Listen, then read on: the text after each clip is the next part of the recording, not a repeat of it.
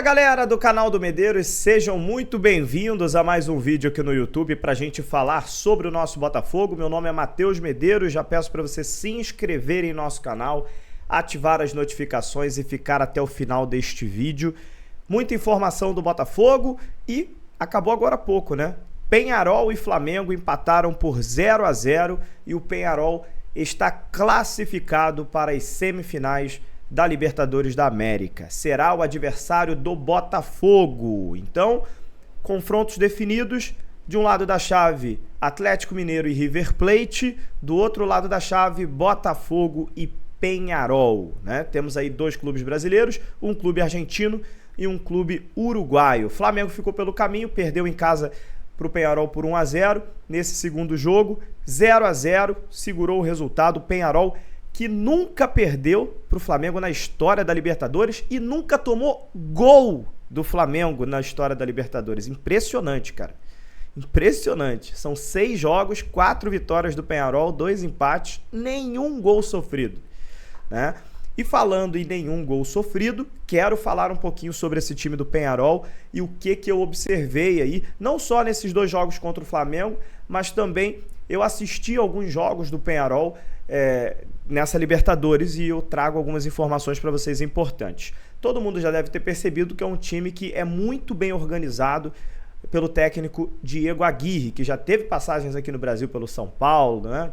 Principalmente pelo São Paulo, onde ele ficou mais tempo, né? Em outros clubes brasileiros também, mas o Diego Aguirre tem uma qualidade muito grande. Os times dele são muito bem organizados e as estratégias que ele se propõe a fazer geralmente são bem executadas. Eu já vi, por exemplo, esse time do Peñarol fazer 4 gols em cima do The Strongest, né? Na Libertadores. Um time que atacava a todo momento. Contra o Flamengo, ele entendeu que para vencer o Flamengo ele precisava de uma estratégia diferente. Precisava ser um time muito sólido defensivamente. E ele foi. Nos 2 jogos não tomou gol do Flamengo. O Flamengo até criou chances, mas o Flamengo não rodava a bola para cá, rodava a bola para lá. É um deserto de ideias. O time do Tite não tem muita variação de jogada. É um time que não consegue ser um criador de jogadas diversificadas. O Flamengo roda para um lado, roda para o outro, cruza a bola na área. Então facilitou também um pouco a defesa do Peñarol, muito bem postada, com linhas muito bem compactas. E eu acho que a estratégia que o Diego Aguirre vai adotar contra o Botafogo será uma estratégia parecida. Primeiro jogo do estádio Newton Santos, provavelmente ali na semana do dia 23 de outubro ou 24 de outubro.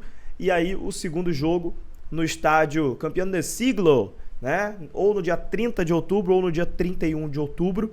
Tem aí mais ou menos um mês aí para decisão nas semifinais da Libertadores contra o Peñarol. E o Peñarol vai vir da mesma forma, muito defensivo, com uma defesa muito bem postada, porém o Botafogo vai ter que fazer o que ele está acostumado.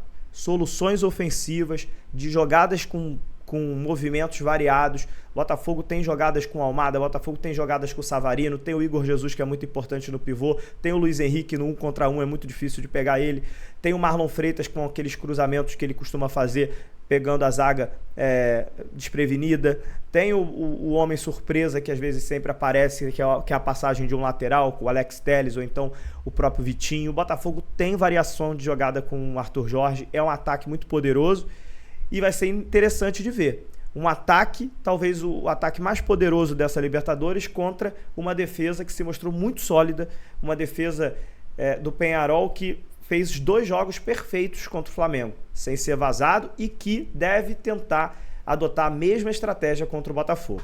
O Peñarol 5 vezes campeão da Libertadores, o Botafogo tem uma história legal contra o Peñarol, venceu a Copa Conmebol em 1993 no Maracanã em cima do Peñarol, né? Então o Botafogo já teve decisão aí com o Peñarol e se deu bem.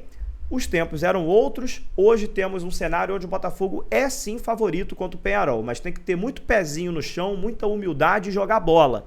Não achar que esse favoritismo vai servir para a gente entrar aí de salto alto, porque o Peñarol já mostrou que se não tiver repertório, o jogo deles de defesa, o jogo deles de retranca elimina time grande, elimina time poderoso, elimina elenco milionário.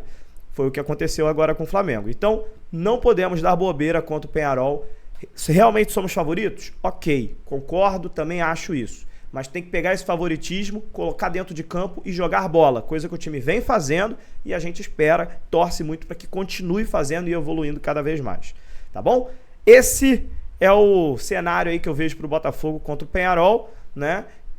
Daqui a um mês. Agora é foco no Campeonato Brasileiro. Sábado tem jogo contra o Grêmio no Mané Garrincha. O Botafogo com chance aí de fazer mais 3 pontos e quem sabe torcer aí pro Atlético Mineiro arrancar pelo menos um empate do Palmeiras, pro Botafogo ganhar talvez ali uma folga, né? O Palmeiras está a 3 pontos do Botafogo. Se o Botafogo ganhar e o Palmeiras tropeçar, o Botafogo ganha uma folguinha aí que é muito importante nesse Campeonato Brasileiro. Campeonato Brasileiro que depois vai parar para a data FIFA. Eu tenho também alguma situação para falar aqui sobre a data FIFA com vocês, né?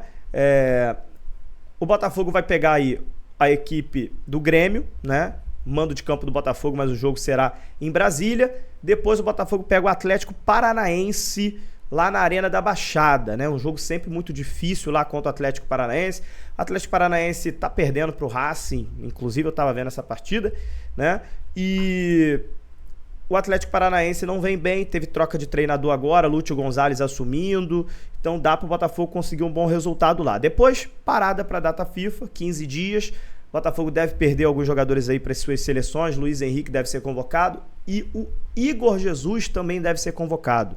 Notícia do Pedro Ivo, jornalista, falando sobre isso. João Pedro do Brighton está machucado, com dores no tornozelo, e o Igor Jesus, atacante do Botafogo, deve ser a surpresa de Dorival Júnior na seleção brasileira, né? Então o Botafogo podendo ter 2 jogadores aí na seleção brasileira, fora o Savarino, que é sempre convocado na seleção da Venezuela, Gatito Fernandes sempre convocado no Paraguai, temos o Bastos agora que sempre começou a ser convocado pela seleção de Angola. Então, data FIFA para alguns jogadores não é descanso, vai sim representar as suas respectivas seleções. Para o restante do elenco, um descanso aí para depois voltar com tudo para jogar as semifinais da Copa Libertadores. Por quê? Depois da data FIFA, tem um jogo contra o Criciúma, pelo Campeonato Brasileiro. O Botafogo joga contra o Criciúma em casa, no Newton Santos. Depois do jogo contra o Criciúma, já é o confronto contra a equipe do Peñarol. Vamos pegar 2 times aí, amarelo e preto em seguida, né? Criciúma, amarelo e preto, depois o Peñarol, amarelo e preto também. É isso, gente. Qualquer informação a mais, a gente volta com mais notícias para vocês aqui. Luiz Henrique teve alta do hospital hoje, amanhã se reapresenta no Lonier e tem boas chances dele ficar de fora do jogo contra o Grêmio, poupado por conta dessa questão que aconteceu com ele no jogo contra o São Paulo. Ele passou mal durante a partida, teve ali uma alteração na sua pressão arterial, né? E o jogador saiu para ser medicado, foi para o hospital, passou o dia fazendo exames, em observação, foi liberado, amanhã retorna às atividades, mas tem boas chances dele ser poupado contra o Grêmio e ficar de fora da partida. Tá bom? Um abraço, até a próxima, a gente volta a qualquer momento.